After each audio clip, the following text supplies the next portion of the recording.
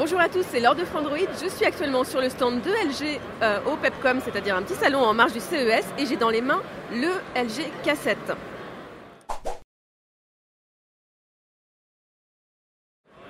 Alors le LG K7, on va aussi le connaître sous le nom de Tribute 5 puisqu'il va avoir des noms différents selon les marchés dans lesquels il sera commercialisé. Donc c'est un téléphone plutôt entrée de gamme, milieu de gamme. On va avoir un écran de 5 pouces. Alors, il n'a pas l'air comme ça, mais c'est un écran de 854 par 480 pixels. La résolution est assez faible.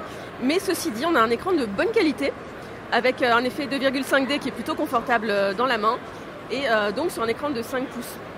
On va retrouver évidemment le design des séries G de LG avec donc le bord un petit peu arrondi, le bouton pour la mise en marche, les boutons de volume au-dessus et en dessous, avec le double tap pour déverrouiller le téléphone. Alors à l'intérieur, on ne sait pas exactement ce qu'il y a. LG nous indique en fait qu'il va y avoir deux versions du téléphone, un 3G et un 4G.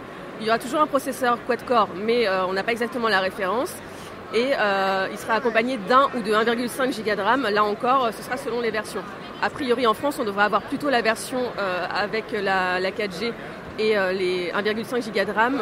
Les téléphones 3G en France, LG évite d'en sortir. Donc, vous voyez ici, on a le Tribute 5 pour le nom américain. On a un téléphone ici, je me trompe de menu, juste là, sous Android 5.1.1. On a d'ailleurs les mêmes menus que sur les autres téléphones de LG avec l'application messagerie comme ceci, assez caractéristique de LG. Ça a l'air de marcher plutôt pas mal. Je trouve le téléphone extrêmement confortable en main. Maintenant, la question est de savoir quelle version exacte on aura en France et puis surtout quel sera son prix.